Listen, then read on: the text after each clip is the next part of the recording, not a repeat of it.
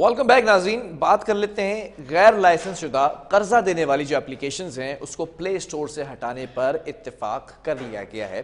اور security exchange of Pakistan یعنی کہ SCCP کے ایک عہدیدار ہیں اور ان کی جانب سے یہ کہا گیا کہ یہ جو اس وقت قرضہ دینے والی اپلیکیشنز ہیں بڑی شکایات موصول ہو رہی ہیں، ڈراتے ہیں، دھمکاتے ہیں، غیر اخلاقی جو ہے وہ حرکات و سکنات بھی ہوتی دکھائی دی ہیں، جو ہے وہ غیر معقول کالز بھی ہوتی ہیں، اس طرح سے ان کو ٹریپ کیا جاتا ہے. تو ان کے خلاف جو ہے وہ یہ ایکشن ہونے جا رہا ہے. ہم نے پہلے بھی یہ نشاندہی کی تھی. SCCP اس پر جو ہے وہ حکمت عملی تیار کر رہا ہے اور بیسکلی یہ فائنلی یہ جو ہے وہ ایگزیکٹو ڈائریکٹر خالدہ حبیب ہیں، ان کی جانب سے کہا گیا کہ کمیشن نے ڈیٹا کی خلاف ورزیوں اور لائسنس یافتہ ڈیجیٹل قرض جو دہندہ کمپنیز ہیں ان کی زبردستی وصولی کے طریقوں سے متعلق خدشات سے نمٹنے کے لیے یہ رہنمائی کے طور پر ہدایات جاری کی ہیں.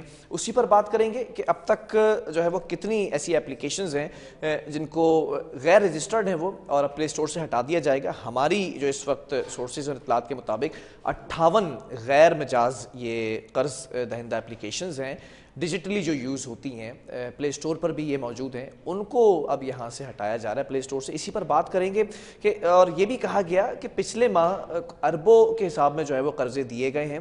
یہ جو نان بینک فائنینشیل یہ اپلیکیشنز ہیں NBFC ان کو کہا جاتا ہے، تو ان کے لیے ایک ریگولیٹری اتھارٹی ہوتی ہے. اس اتھارٹی کے ذریعے پھر ان کو ریگولائز کیا جاتا ہے، پھر ریگولائز کرنے کے بعد یہ مارکیٹ کے اندر کام کر سکتی ہیں.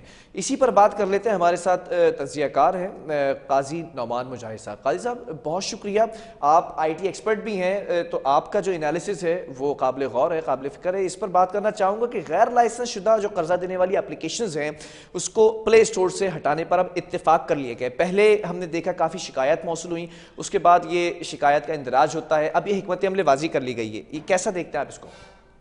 ہاں جناب، سب سے پہلے تو بہت شکریہ کہ آپ نے مجھے انوائٹ کیا اس اہم موضوع پہ بات کرنے کے لیے. اور دوسری میں آپ کو ضرور اپریشیٹ کروں گا کہ آپ اپنے پروگرام میں ایسے سینسیٹیو مسائل کو ضرور ہائی لائٹ کرتے ہیں. دیکھیں، اس سے پہلے ہم ماضی کی چند چیزوں کو بھی ریویو کر لیتے ہیں تاکہ ہمیں بہتر طور سے اندازہ ہو سکے. اگر ہم دیکھیں پاکستانی عوام جو ہے وہ وقتاً فوقتاً تقریباً ہر دہائی میں، ہر ایک ڈیکیڈ کے بعد پاکستان میں ایسا ہوتا رہا ہے کہ خاص طور پہ فائنینسنگ کمپنیز جو ہیں وہ روپ اور بھیس بدل کر آتی ہیں اور ایک ہی طریقے سے لوگوں کو پیسے کمانے کے جھانسے دے کر اور مختلف طریقوں سے پیسے لوگوں کے لوٹ کر پھر غائب ہو جاتی تھی. اس پر ہم لوگوں کا موقف یہ ہوتا تھا کہ گورنمنٹ کیا کر رہی ہوتی ہے ایسے وقتوں میں جب یہ سب کچھ ہو رہا ہوتا ہے، تو کیا گورنمنٹ سو رہی ہوتی ہے.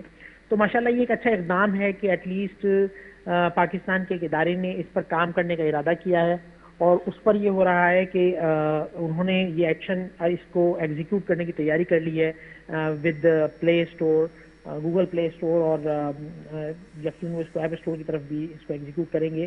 تو یہ ایک اچھا اقدام ہے کہ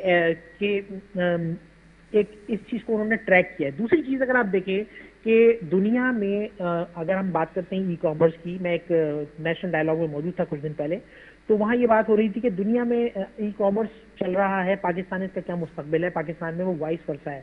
اگر آپ دیکھیں امیزون اوپر کی طرف جا رہا ہے، لیکن پاکستان میں ایک بہت بڑا ایک نجی جو ای کامرس اسٹور تھا وہ کچھ عرصے پہلے بند ہو گیا، جس کو کروڑوں روپے کی فنڈنگ ملی تھی اور وہ اربوں روپے کی، بلکہ وہ بند ہو گیا.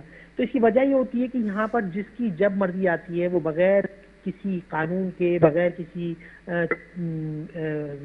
ریگولیشن کے وہ اپنا ایک اسٹارٹ اپ کھڑا کرتا ہے. اس کو کوئی دیکھنے والا نہیں ہوتا، پوچھنے والا نہیں ہوتا، وہ اپنی جسٹ کچھ ایڈورٹیزمنٹ کرتا ہے. لوگ اس کے جھانسے میں آ کر ان چیزوں پر عمل کرنا شروع کر دیتے ہیں اور بعد میں ان کو برے نتائج کا سامنا کرنا پڑتا ہے. تو اسی طرح سے جب لوگوں کو نظر آتا ہے کہ جی یہ ایک ایسا ایک سیٹ اپ آیا ہے، ایک ایسا اسٹارٹ اپ آیا ہے جس میں فنڈنگ بھی مل رہی ہے اور جس میں پیسے کمانے کا ایک بہت اچھا موقع موجود ہے، تو لوگ اس کے پھر ریپلیکا بھی یہاں پر لانچ کر دیتے ہیں. اور ہمارے یہاں جہاں گورنمنٹ، جہاں منسٹری آف IT اینڈ ٹیلی کام، جہاں اگنائٹ اور یہ سارے ادارے مل کے انٹرپرینورشپ کی طرف جو ہے وہ زور دے رہے ہیں، جو کہ ایک اچھا قدم ہے کہ جی نوکری کو چھوڑیں اور انٹرپرینورشپ کی طرف آئیں تاکہ میڈ ان پاکستان کو ہم دنیا میں کامیاب بنا سکیں. اچھا نواز صاحب، یہ بھی جاننا چاہوں گا، غیر مجاز اپلیکیشنز ہیں، ٹھیک ہے، یہ جو ہے وہ لون پرووائڈ کر رہی ہیں لوگوں کو اور ان رجسٹرڈ ہیں، ان کے پاس لائسنس بھی نہیں ہے.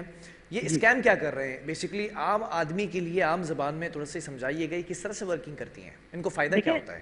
دیکھیں ایکچولی یہ آپ کو بتاتے ہیں کہ یہ ہم آپ کو جو ہے وہ قرضہ دیں گے جو بہت آسان شرائط پہ ہوگا. اس کے لیے آپ کا کوئی ہمیں بہت زیادہ آپ کی طرف سے کوئی گارنٹیز نہیں چاہیے ہوں گی. آپ کا صرف CNIC ہوگا اور ہم آپ کو جو ہے وہ آسان اقساط پر قرضہ فراہم کر دیں گے. وہ شرائط کیا ہیں, وہ آسان اقساط کیا ہیں, اور اگر وہ آپ سم ہاؤ, کیونکہ اس وقت فائنینشیل کنڈیشن بہت انسرٹن تھی پوری دنیا میں, تو وہ اگر میں پے نہیں کر پاؤں گا تو اس صورت میں میرے اوپر جرمانے کیا ہوں گے اور مجھے کس طرح اپروچ کیا جائے گا.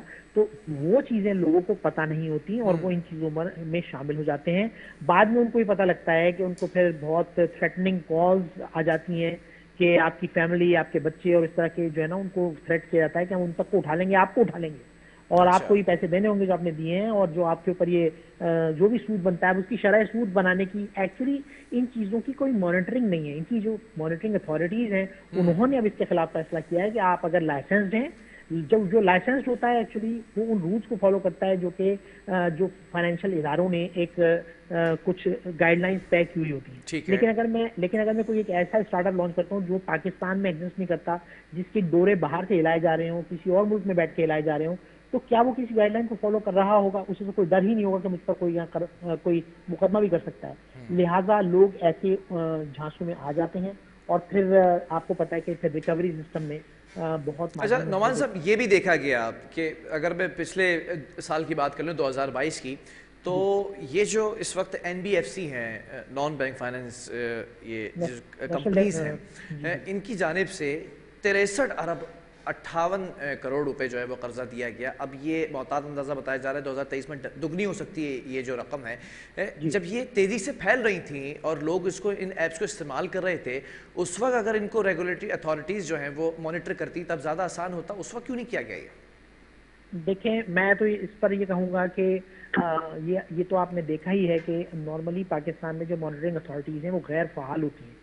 میں یہاں پر بحیثیت vice chairman of consumers association Pakistan, vice chairman IT بھی میں ہوں کنزیومر ایسوسیشن پاکستان کا, تو میں آپ کو بتاؤں کہ جو اس طرح کی مانیٹرنگ اتھارٹیز ہیں پاکستان میں غیر فعال ہوتی ہیں. لیکن یہ ایک اچھا شگن ہے کہ جو آپ کے پاس جو یہ ایکشن ہونے جا رہا ہے, یہ اس بات کا ثبوت ہے کہ ایٹ لیسٹ کچھ پازیٹیو ڈائریکشن میں کام ہو رہے ہیں. کچھ لوگ بیٹھے ہیں ارباب اختیار میں جو ایٹ لیسٹ ان چیزوں کی طرف دیکھ رہے ہیں, سوچ رہے ہیں.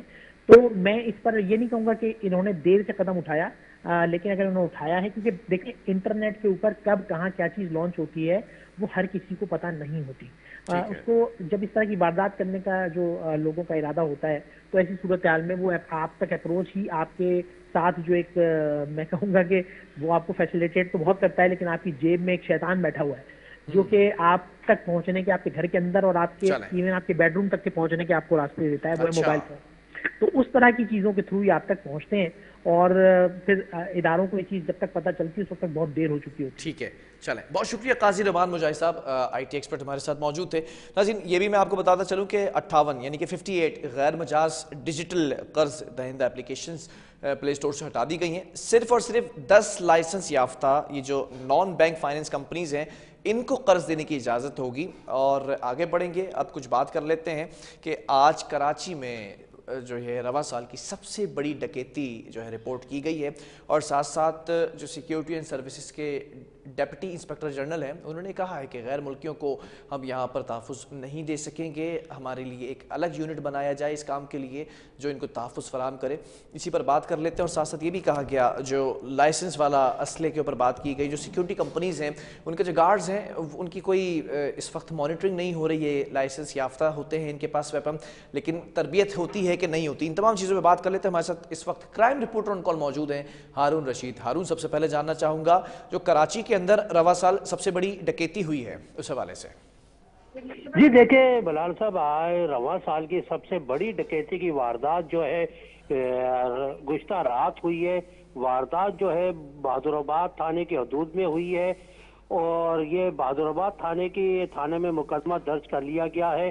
بہادر آباد تھانے کے علاقے میں واقع معروف سپر اسٹور کے قریب 4 نامعلوم مسلح ملزمان نے اسلحے کے زور پر بلڈر راحیل عبدالغفار سے 5 کروڑ 94 لاکھ روپے لوٹ کر فرار ہو گئے ہیں. واردات کا مقدمہ جو ہے متاثر بلڈر کی مدیت میں بہادر آباد تھانے میں درج کر لیا گیا ہے.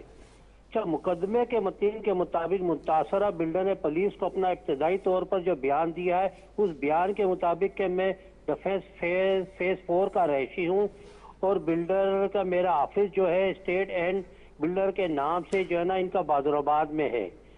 ان کا مزید کہنا تھا کہ منگل کی رات 11 بجے کے قریب وہ اپنے ڈرائیور بختاور کے ہمراہ اپنی گاڑی رجسٹر نمبر DNA کی ڈگی میں 4 عدد کارٹونوں میں 5 کروڑ 94 لاکھ روپے رکھ کر نکلا تھا۔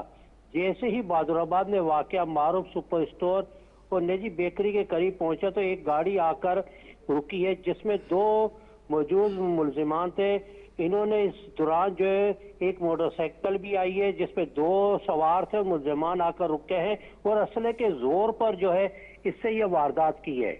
اچھا، ایک چیز اور بتاتا جاؤں کہ اس واردات کی سیکورٹی فوٹیج K21 نیوز نے حاصل کر لی ہے اور فوٹیج میں بھی دیکھا جا سکتا ہے کہ جیسے اس کی گاڑی کے آگے گاڑی آتی ہے اور اس کو ٹیک کرتی ہے، اس کو روکتی ہے اور اس کے بعد جو اس سے اترتے ہیں، اس کے ساتھ ہی ایک اور موٹر سائیکل آتی ہے۔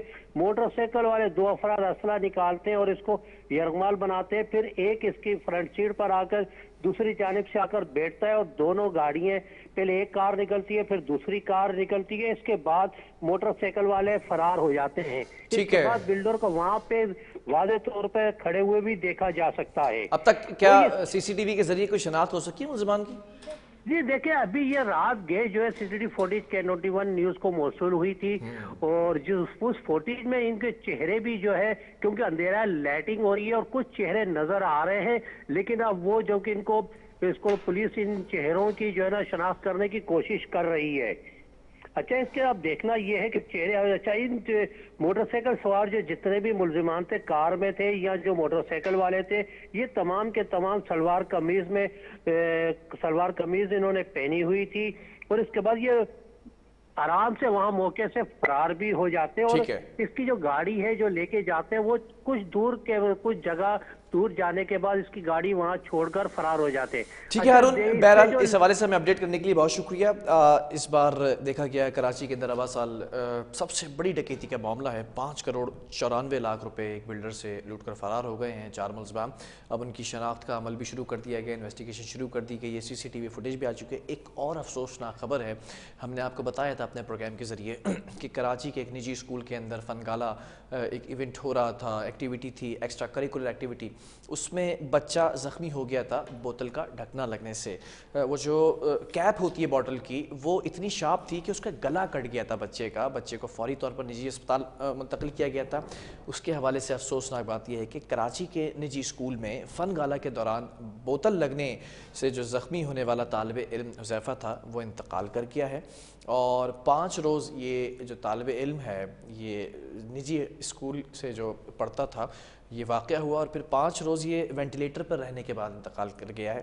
جبکہ یہ بھی بتایا گیا کہ ماڈل کالونی کاظم آباد کراچی سے ایک اسکول جو ہے وہ نجی اسکول ہے، اس کے طالب علم، اس کا بچے کا نام تھا حذیفہ۔ بڑی تشویشناک اس کی حالت تھی اور آج یہ خبر آئی ہے کہ وہ اپنے زخموں کی تاب نہ لاتے ہوئے جان فانی سے کوچ کر گیا ہے۔ حذیفہ 5ویں جماعت کا طالب علم تھا اور 5 روز ہی یہ وینٹیلیٹر پہ رہا، اس کے بعد یہ دنیا سے رخصت ہو چکا ہے۔ بہرحال پروگرام کا وقت ختم ہوا ہے اس افسوسناک خبر کے ساتھ۔ اپنے میزبان بلال خان کو دیجیے اجازت، اللہ حافظ۔